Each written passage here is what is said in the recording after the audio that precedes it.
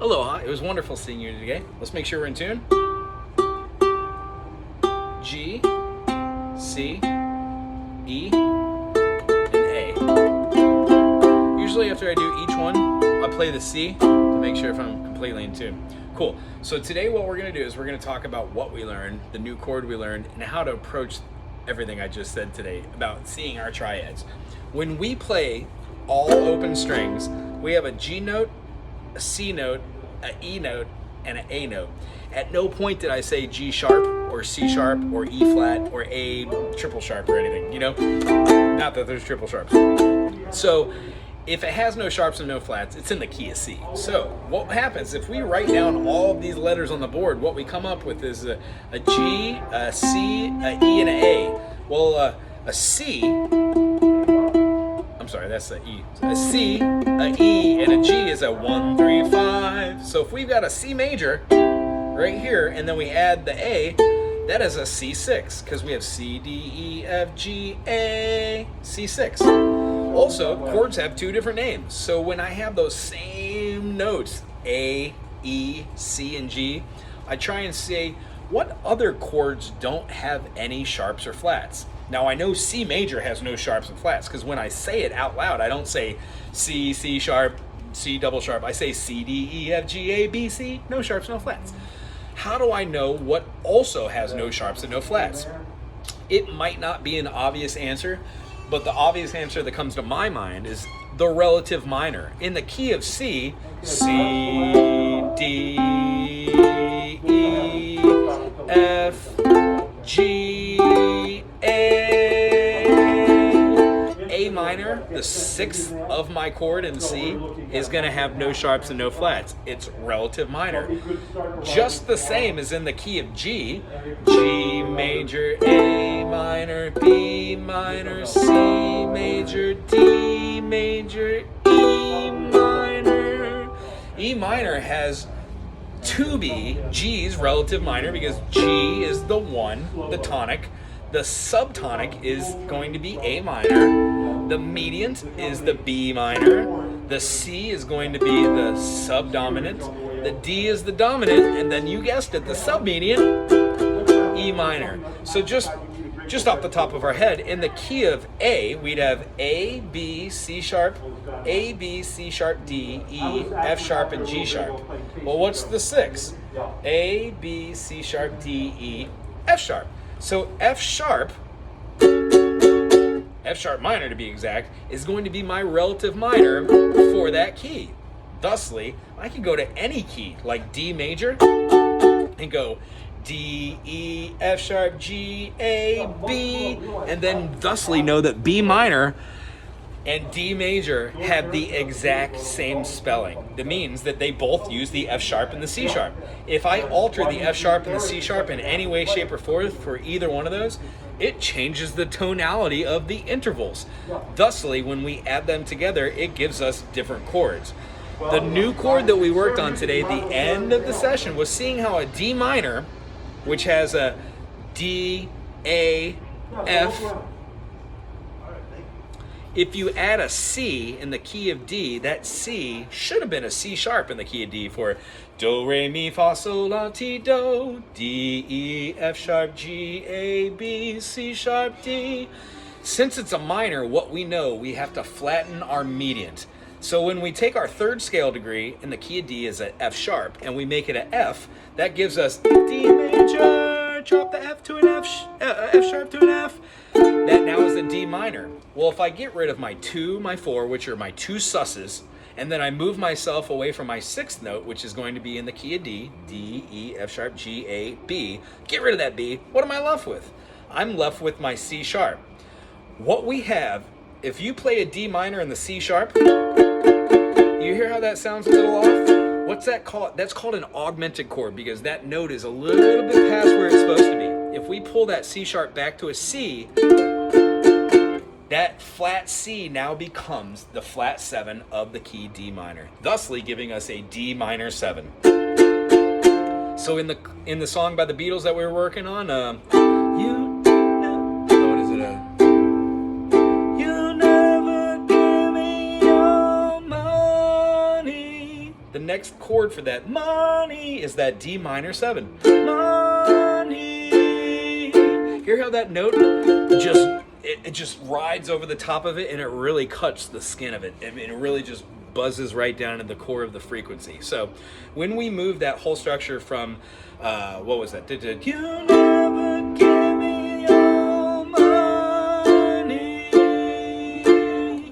Our next chord, G major, can be a G dominant 7 or a B diminished, if you remember our new chord of the day. And it leads us into hearing the next chord, which is a little bit suspect. It's a sus chord, which means we're going to play a C major and put our first finger down on the F and remove it when we're ready. It's going to sound like this. A minor 7. You never give me your money. You only give me your funny. You hear how the note I'm singing is that F funny. So my right hand rhythm is mimicking the vocal line, the melody, if you will. Money paper. So what we're gonna do is we're gonna work on that song next week, but I'm gonna include it in the video here, and I would love for everyone to take a gander and to listen to that this week, okay? Other than that, what we really worked on today was the theory aspect of it.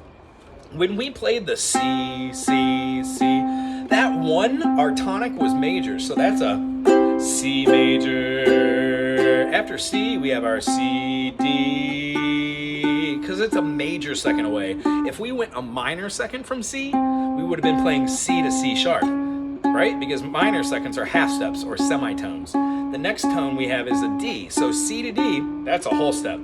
What do we say about our major scale?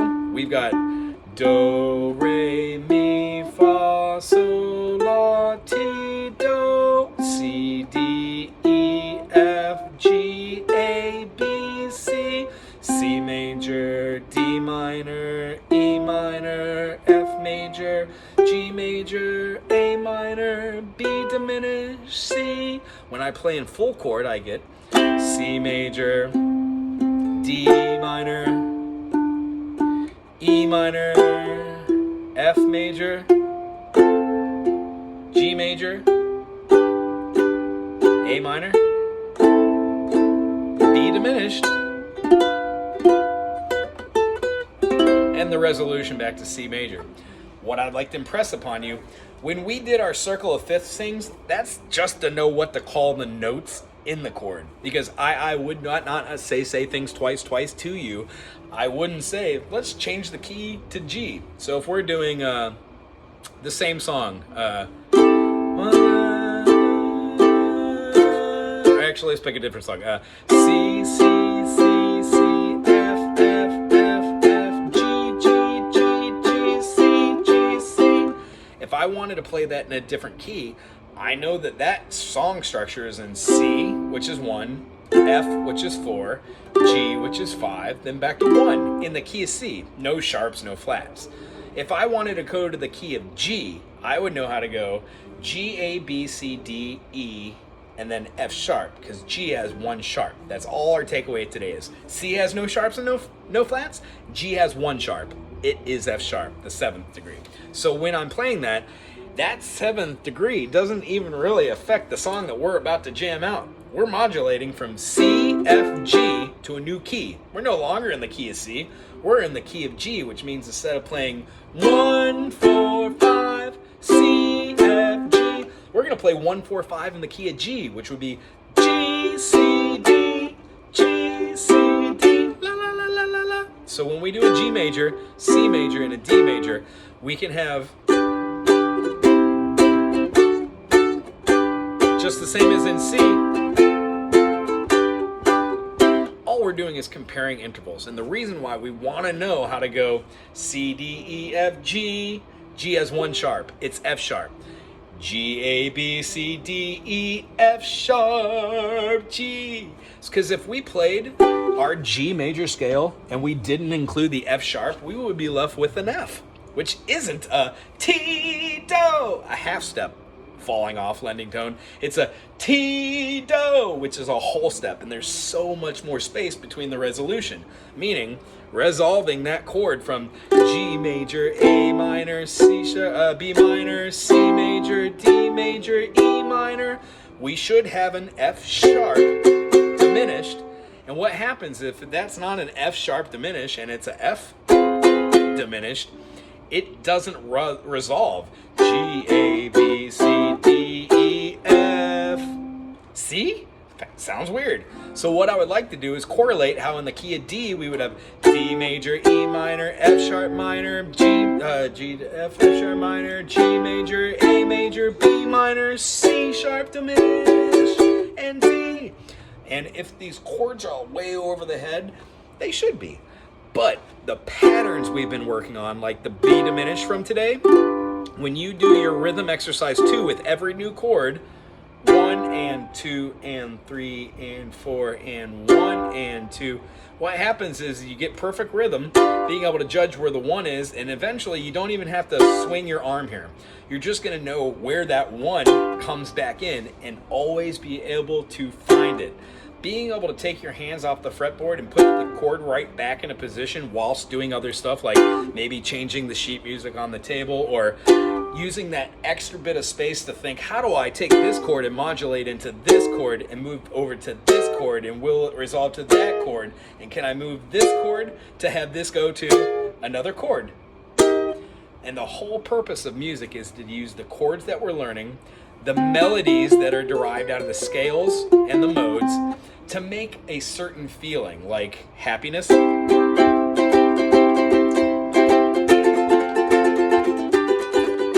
then melancholy.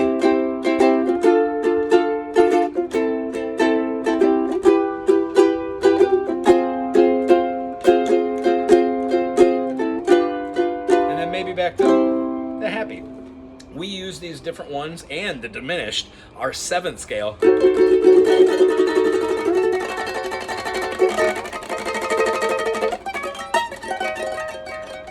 Feel how that really built a lot of energy and a lot of tension? That's what these chords and structures are to do. They're a tool bag of items that you could use to influence music with different emotions. I really hope you had fun today. Work on your new chords, the B diminished, or the G7 as we know it. We can also take into account that if you can go through C major, D minor, E minor, F major, G major, A minor, and B diminished, that when we move it up the fretboard from C to C sharp to D major, that we could do D major, E minor, F sharp diminished, G major, A major, B minor, C sharp diminished, D. If we keep moving it up circle of fifths, we can do our G, G, A, B, C, D, E, F, G.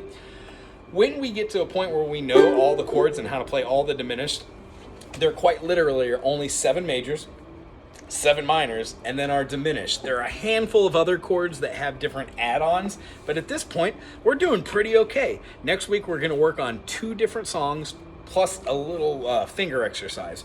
Other than that, I would just like to know that you guys are having fun, and that the chords that we're learning aren't too terribly difficult. I can see definite progress week to week, and each time I see you, so keep working at it. Keep practicing the practice of practicing. All right? Aloha.